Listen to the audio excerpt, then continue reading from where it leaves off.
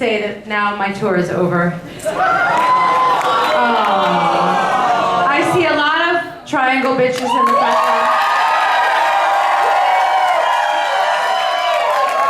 row. Made me feel like I'm at home. Thank you.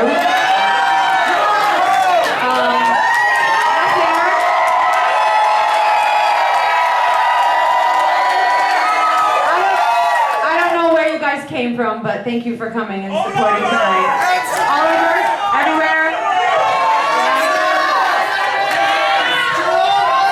But you don't look sweaty. This facial hair growing, what's going on here? No, that's true. I also want to thank, there's a lot of people in the audience tonight that were in the show. Please stand up and everybody give them a hand. Thank you, everybody here. Can you hear me? Yeah. I'm used to having my eardrums blown out, so this sounds very quiet. Thank you. And I'm you know, this theater has historical meaning to me because it opened in 1948, and Marlene Dietrich was here at the ribbon cutting ceremony. So hence my wardrobe.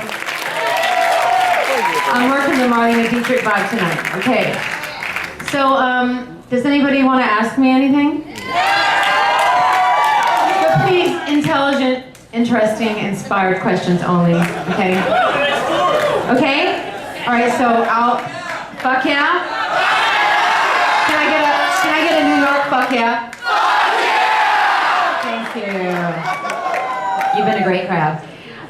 Okay, so, you, Blondie. Okay. How are you able to do that every night? And will you sign my wrist so I can get a tattoo? Oh. No, one question at a time. Okay. Don't try to sneak two in. How was I able to do that every night? That's a good question. It was, first of all, thank God I didn't have to do it every night. I did 4 to 5 shows a week, and it was hard. Yeah, it was hard. That was probably the hardest tour I've ever done, and I was a mess. Just talk to my manager. Thank you. But in my book, if you don't leave a pound of flesh on the stage every night, you did not do your job. So.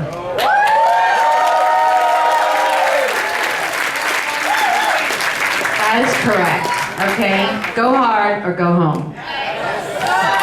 Okay, how about a man question? A manly question? Billy? First of all, thank you for the best year of my life last year. All of us said it. I'm a behind the scenes kind of guy, so can you tell us... So I've heard. Yeah. Can you tell us a little bit about like the dance workshops that you guys did? You mean in the beginning, before we start rehearsing? Yeah, Epix has been showing little teasers of it. Well, I mean, for me, the beginnings of the show is kind of the most exciting because you're not sick of it yet, and you're just discovering talent. And so many people came from all around the world to do the workshop, and I made everybody try everything. So people who came from the hip hop world had to do, you know, expressive dancing, and people who came from the classical world had to do hip hop, and musicians had, I mean, I forced everybody to go outside their comfort zone, you know, so straight boys have to wear high heels, and gay boys have to, you know, man up, and I think it's important for everybody to understand that they are playing characters when they come into my realm, and that we're telling stories. And there are stories that hopefully everyone can relate to. So if people, so it's a time of discovery workshops, discovery and bravery, and you see the magic and talent and potential of everyone, and that's a very exciting time for me. So that was the beginning of this, and it seems like so long ago. But when I watch the workshop, the film of the workshop, which is going to be on the DVD, it's like I'm seeing it for the first time. Yeah. Does that answer your question? Yeah. Up here! And the balcony.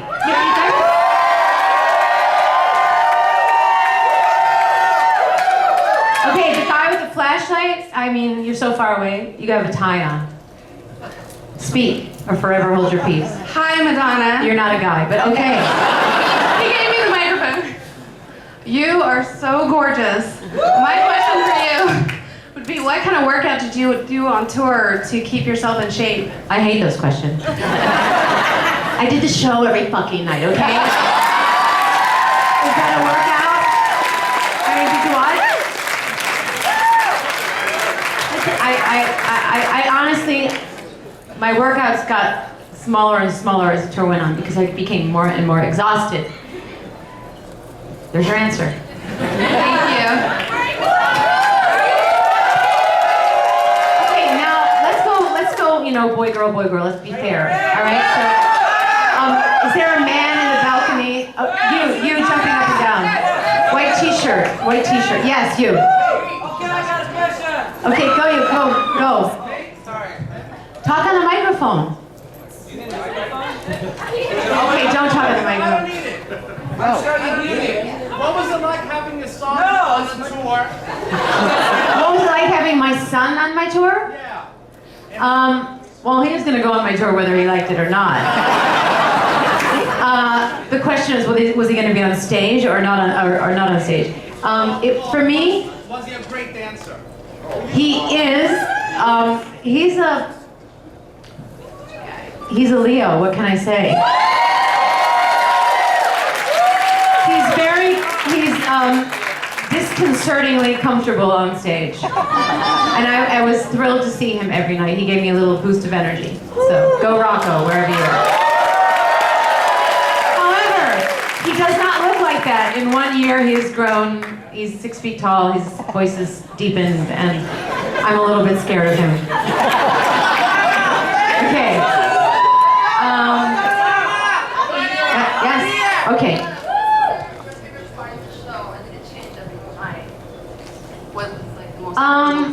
You know, I had favorite moments. I mean, I have to say, I loved all the fighting and shooting and violence with gangbang. I'm sorry, I was just pretend, but it was fun. I love it, I loved it. I got a lot of aggression out and I felt so much better afterwards. And I loved I loved Shagada Joe because that's such a joyful song, and you can't help but be happy doing that song. And I loved doing Version and Love Spent. To me, yeah, just felt small and intimate and a moment to act and feel and be real and Thank you! and then of course the end of the show. I mean, every night, it's true, I had different fun moments every night. Those are my highlights. Did you just say fuck you? Oh, fuck yeah, okay. Did you see me fighting in gangbang? I still know those moves, alright? Okay, watch out. Alright, you, red t-shirt. You look familiar. Yes, I saw myself. Are you still a sinner? Always, baby. Okay, good. You blew us away last year, and you just blew us away again with the editing. So, how did you go about putting this together from all those different clips? The film? Yes, what was your process? Well, basically me and the editor, Danny Toll, just strangled each other for 5 months. It was a you have to understand that there was a lot of work that got put into this because we filmed all over the world. The base of the show was in Miami, but we used footage from France, from England, from Argentina, from New York. And really it was, you know, imagine all that footage and all that time code that didn't match up and all that, it was a lot of hard work and Danny Toll, wherever you are, thank you for putting up with my endless requests for perfection. I'm still looking at it and seeing that it's not perfect, but no, from beginning to this moment, it has been a labor of love, and everybody who's been involved with it has been so amazingly generous with their time. So, hard work, baby, from beginning to end. Hard work. Madonna.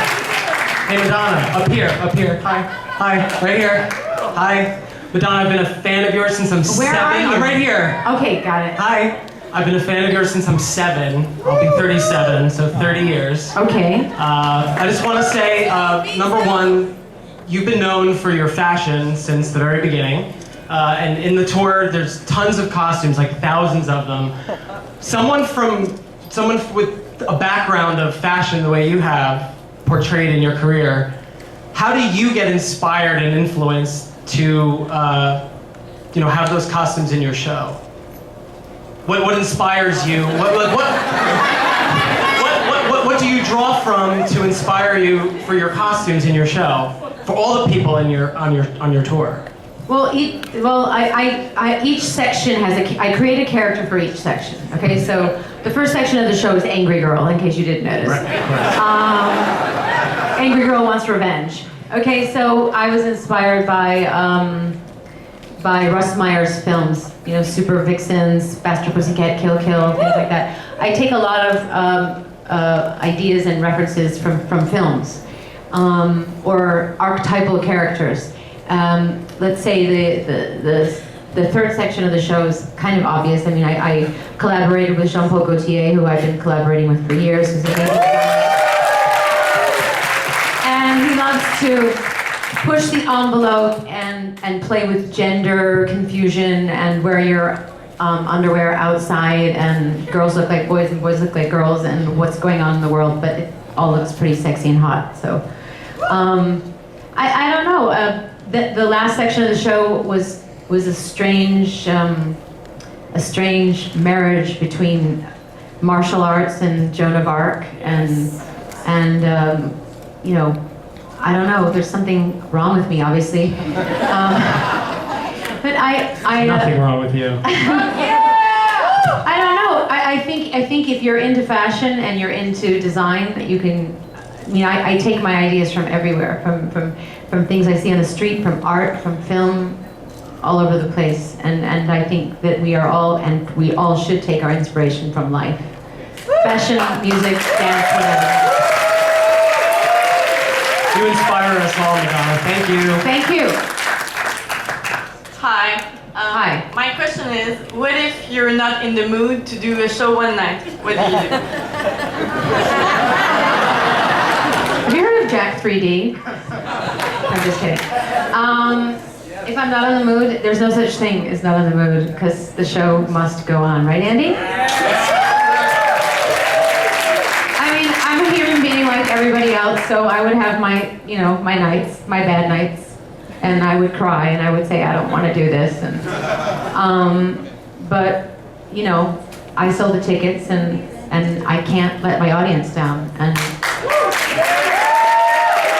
at the end of the day, even if I would, I hadn't slept the night before and I was exhausted, and we all, before every show, everyone came into my dressing room, and we got into a circle and we held hands and we said prayers, and 50% of the time I said them, and 49% of the time I was crying, usually from overexhaustion. But there's something about pushing yourself out there when it's pouring rain, or you're freezing cold, or you don't feel well, or something really shitty, crazy happened in the world, like Hurricane Sandy, or as we traveled around the world, there were so many weird, bizarre things happening, from the trial of Pussy Riot to gays being arrested at my concert in St. Petersburg, to the election of Obama, to Hurricane Sandy. I mean, the world was changing rapidly as the shooting of Malala. It was just a crazy time, and I was personally and tremendously affected by all of it. And sometimes I just didn't feel like I had the strength to go on and sing and dance and pretend like crazy shit wasn't happening in the world. But then I thought, you know what, I have to do it. And by the end of the show, I felt victorious that I had pushed through something. And the world needs to be inspired. And so when there's shitty things happening in the world, it's my job, it's all of our jobs to bring people up, to raise people up. Of course. You've really gone, I think you should stand up and show everyone your costume. Okay. Do you want a booty pop or anything like that? What's that? Booty pop? Very different. you're gonna wear something like that, you gotta learn how to booty pop. You taught me. All right. I'm not sure how you can surpass the past 18 months, but what is going to be your next project? Did that man just speak English? You got me nervous. Okay, I'll start over. Start again. I'm not sure how you can surpass the Surpass the past? the past 18 months, but what is your next project? Secret project. Ooh. Start a revolution of love, baby. Are you guys ready? Are you ready to start thinking for yourself? Yeah? Are you ready to stop caring what other people have to say about what you do? Yeah, that would be a fuck yeah.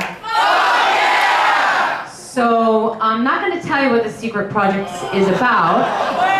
Is there a new song? Is there a new song? Yes! Is it called The Secret Project? I'm not telling. It's a secret. But I have a 1-minute trailer I can show you. Are you interested? Okay, so that means I'm going to get off the stage. No? Fuck no. Well, I can't sit in front of the trailer. No. What? I'll just do a stage dive. No. I saw the Billboard Awards, no stage dive. Okay, all right, well, thank you all for coming.